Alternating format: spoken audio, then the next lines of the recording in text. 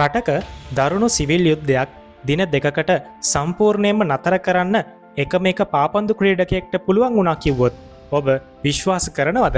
1969 දී නයිජීරියාවේදී ඒ අදාහගත නොහැකි මැජික් එක කළේ වෙන කවුරුත් නෙවෙයි. පාපන්දු ලෝකේ සදාකාලික රජු වන පේලේ. අද අපි කතා කරන්නේ මෙසි, රොනාල්ඩෝ, මැරඩෝනා වැනි ලෝක පූජිත ක්‍රීඩකයන්ටවත් කරන්න බැරි වූ අදාහගත නොහැකි වාර්තා රැසක් ලැබූ The King of Football ලෙස හඳුන්වන පේලේගේ ජීවිත කතාව සහ ඔහුගේ අසමසම දක්ෂතා ගැනයි. 1940 ඔක්තෝබර් 23 වනදා බ්‍රසීලයේ ඉතාමත් දුප්පත් පවුලක උපත ලැබූ ඇරන්ටෙස්ඩෝ නැසිමොන්ටෝ පසුකාලීනව මුළු ලෝකයේම පේලේ යන නමින් හඳුනාගත්තා. තමන්ගේ ප්‍රියතම ක්‍රීඩකයෙකු වූ බිලේගේ නම නිවැරදිව උච්චාරණය කිරීමට නොහැකිවීම නිසා මිතුරන් ඔහුට පේලේ යන නම පටබැඳි අතර මුලදී ඔහු මේ නමට අකමැතිවත් පසුව එය මුළු ලෝකයේම දනගැස්සූ නාමය බවට පත් වුණා. කුඩා කාලයේදී පේලේට පාපන්දුවක් මිලදී ගන්න පවා මුදල් නොතිබූ නිසා ඔහු පරණ මේස් බෝල සහ රෙදි කැබලි එකතු කරලා හදාගත්ත බෝලවලින් පාවහන් නැතුව වීදි පුරා පාපන්දු ක්‍රීඩා කළා. නමුත් මේ දුප්පත්කම ඔහුගේ දක්ෂතාවයට බාධාවක් වුණේ නැහැ. වයස අවුරුදු 15 බ්‍රසීලයේ ප්‍රමුඛ පෙළේ ක්‍රීඩා සමාජයක් වන සැන්ටෝස් කණ්ඩායම පේලේගේ අපූරු හැකියාව හඳුනාගෙන ඔහුව බඳවාගත් අතර වයස අවුරුදු 16 තමන්ගේ පළමු නිල තරඟයෙන්ම ගෝලයක් වාර්තා කරමින් ඔහු තම ජයග්‍රාහී ගමන ආරම්භ කළා. පාපන්දු ක්‍රීඩකයෙකුට තමන්ගේ ජීවිතේ ලබාගත හැකි ඉහළම ගෞරවය වන FIFA ලෝක කුසලානය ලෝක පූජිත ක්‍රීඩකයන්ටවත් කරන්න බැරි වූ අයුරින් දෙවතාවක්ම ජයග්‍රහණය කරන්න පේලේ සමත් වුණා. ඔහු 1958, 1962 සහ 1970 යන වර්ෂවලදී බ්‍රසීලයට ලෝක ශූරතාව දිනා දෙමින් ලෝක කුසලාන 3ක් දිනූ ලොව එකම ක්‍රීඩකයා බවට පත් වුණා. 1958 ස්වීඩනයේ පැවති තරඟාවලියට පේලේ ක්‍රීඩා කරන්නේ වයස අවුරුදු 17ක ගැටවරයෙක් විදිහටයි.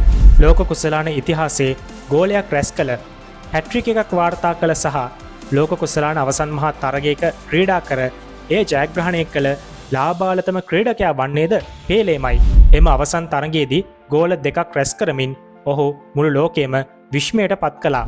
ඉන්පසු 1962 ලෝක කුසලානයේදී ආබාධයකට ලක්වීම නිසා තරඟ කිහිපයක් අහිමි වුවද බ්‍රසීලය නැවතත් ශූරතාවය දිනා ගනිමින් පේලේගේ නමට දෙවන ලෝක කුසලානයද එකතු කළා.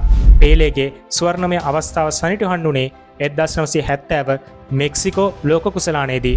එහිදී පේලේ නායකත්වය ලබා දුන් බ්‍රසීල කණ්ඩායම පාපන්දු ඉතිහාසයේ විශිෂ්ටතම ජාතික කණ්ඩායම ලෙස සැලකෙන අතර අවසන් තරඟයේදී ඉතාලිය 4-1 ලෙස පරාජය කරමින් තෙවන ලෝක කුසලානය ජයග්‍රහණය කරන්න ඔවුන් සමත් වුණා. එම ඓතිහාසික තරඟයේ පළමු ගෝලය වාර්තා කළේද පේලේ විසිනුයි. පේලේ සතු වූ අදාහගත නොහැකි ගෝල වාර්තාව අදටත් ගිනෙස් ලෝක වාර්තාවක් ලෙස සටහන් වෙනවා.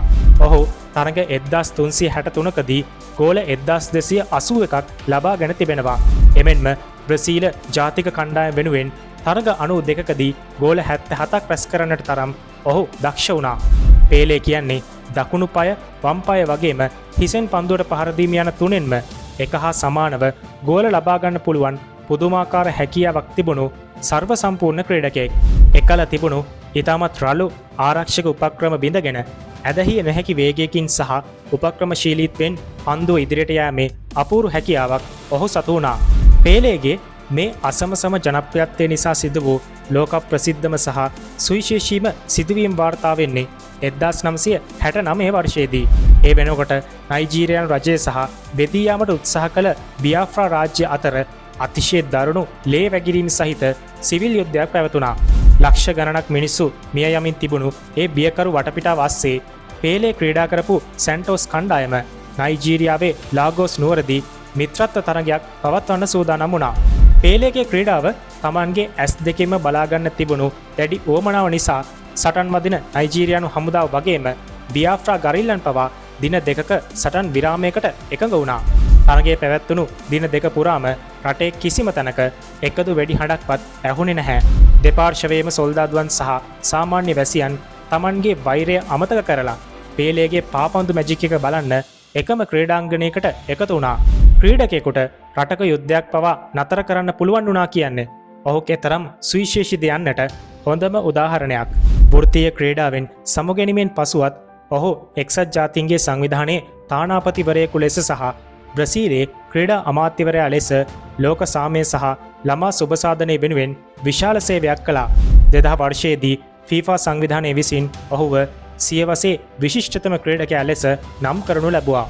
අද අපි දකින සුන්දර ආකර්ශනීය පාපන්දු ක්‍රීඩාවට The Beautiful Game කියන නම පටබැඳුනේම පේලේගේ මේ සුන්දර ක්‍රීඩා විලාසය නිසයි. තාක්ෂණය මෙතරම් දියුණු නැති කළුසුදු රූපවාහිනී යුගයක ක්‍රීඩා කළත් පේලේ තවමත් ලෝකේ සුවිශේෂිතම ක්‍රීඩකයා ලෙස සලකන්නේ මේ නිසයි.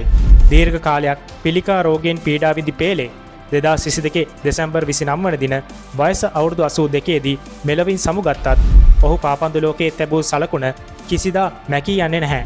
ඔහු හුදෙක් ක්‍රීඩකයෙකු පමණක් නොව දුප්පත්කම පරාජය කර ලෝකයේ මුදුනටම යා හැකි බව මුළු ලෝකයටම ඔප්පු කර පෙන්වූ සදාකාලික වීරයෙක්. ඉතින් සියවසේ විශිෂ්ටතම ක්‍රීඩකයා. එහෙමත් නැතිනම් පාපන්දු ලෝකයේ සදාකාලික රජු වන පේලේගේ අසමසම ජීවිත කතාව ගැන ඔයාලට මොකද හිතෙන්නේ? ඔබේ අදහස පහලින් කමෙන්ට් කරන්න අමතක කරන්න එපා.